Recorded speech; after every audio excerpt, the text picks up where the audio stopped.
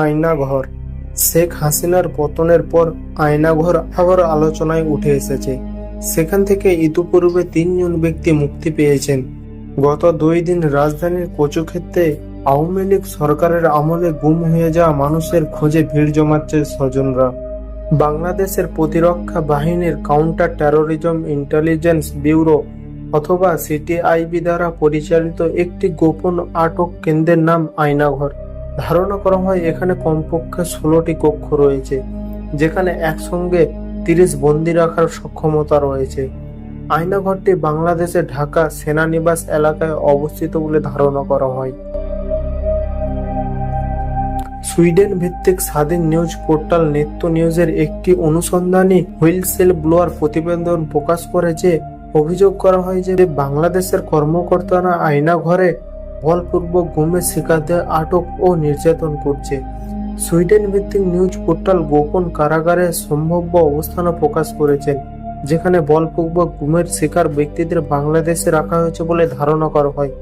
প্রতিবেদনটি বলপূর্বক গুমের শিকার 2 ব্যক্তি হাসনুর রহমান এবং শেখ মোহাম্মদ সেলিমের অন দ্য রেকর্ড অ্যাকাউন্টের উপর ভিত্তি করে তৈরি করা হয়েছে, যারা বলেছেন যে তাদের ঢাকার কেন্দ্রস্থলে অবস্থিত কারাগারের ভিতরে রাখা হয়েছিল।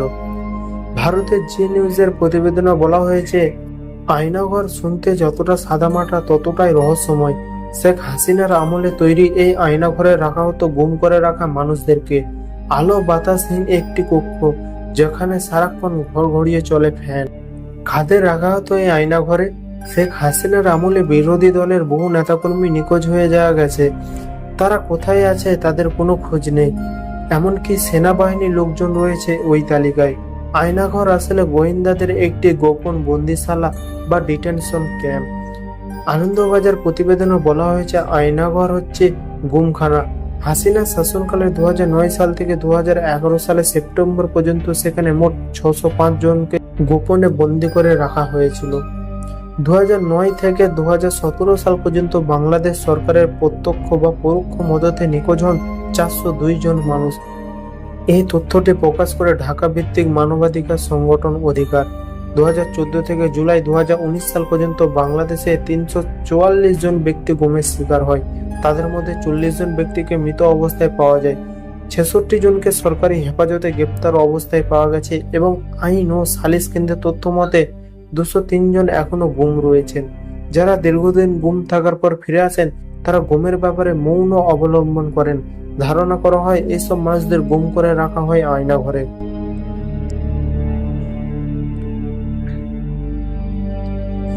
আয়নাঘরে যারা বন্দী থেকেছেন তাদের মধ্যে রয়েছেন নর্থ সাউথ বিশ্ববিদ্যালয়ের সাবেক অধ্যাপক ও শিক্ষাবিদ মুবাসার হাসান, সাবেক রাষ্ট্রদূত মারুফ জামান, ব্যবসায়ী অনিরুদ্ধ কুমার রয়।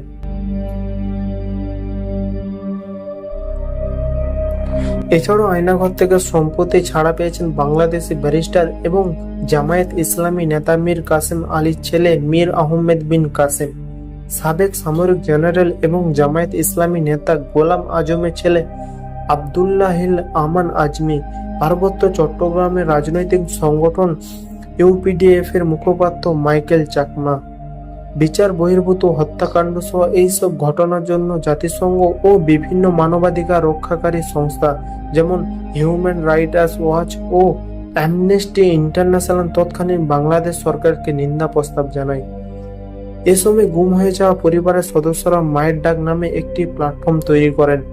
এখানে যাদের পরিবারের সদস্যরা বাংলাদেশে 2009 সাল থেকে আজ পর্যন্ত আওয়ামী লীগ নেতৃত্বাধীন সরকারের শাসন আমলে সরকারি সংস্থা কর্তৃক বলপূর্বক গুমের শিকার হয়েছে, সে ঘটনাসমূহকে সামনে আনার জন্য এই সংগঠন সৃষ্টি হয়। বাংলাদেশ বেসরকারি একটি সংবাদ মাধ্যম থেকে ধারণা করা হয়েছে যে দেশের বিভিন্ন স্থানে এরকম আরো বেশ কিছু নির্যাতন ও আটক স্থান থাকতে পারে। উল্লেখ্য, প্রধানমন্ত্রী পদ থেকে পদত্যাগ করে সদ্য দেশ থেকে পলায়ন করা শেখ হাসিনার বিরুদ্ধে মত সহ করতে পারছিলেন না, আর সেই কারণে রাজনৈতিক বন্দীদের জন্য তৈরি করেছিলেন আয়নাঘর, যা ছিল রাজনৈতিক বন্দীদের কাছে ত্রাস বা বিভীষিকাময়। হাসিনা তৈরির বিরুদ্ধে রাজনৈতিক কর্মীদের গুম ঘর। প্রতিবাদীদের কণ্ঠরোধ করার একটি উপায়।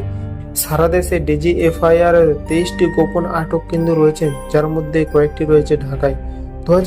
সালে হিউম্যান রাইটস ওয়াচের রিপোর্ট অনুযায়ী শেখ হাসিনা ক্ষমতায় আসার পর 2009 সাল থেকে আজ পর্যন্ত বাংলাদেশে 6 সিটেরও বেশি গুম হওয়ার ঘটনা ঘটেছে। রিপোর্ট অনুযায়ী আয়নাঘর থেকে খুব কম বন্দী মুক্তি পেয়েছে, তবে কিছু বন্দীকে দীর্ঘ বিচার প্রতিক্রিয়ার মাধ্যমে মুক্তি দেওয়া হয়। অনেকেই আবার এনকাউন্টারের শিকার রয়েছেন। বাংলাদেশের এই জাতীয় ঘটনা তদন্ত প্রায় হয়নি বললেই চলে। আয়নাঘরে রাখা অনেকেই দিনের পর দিন অত্যাচার সহ্য করতে না পেরে মারা যায়, তারপর লাশ সরিয়ে দেওয়া হয়।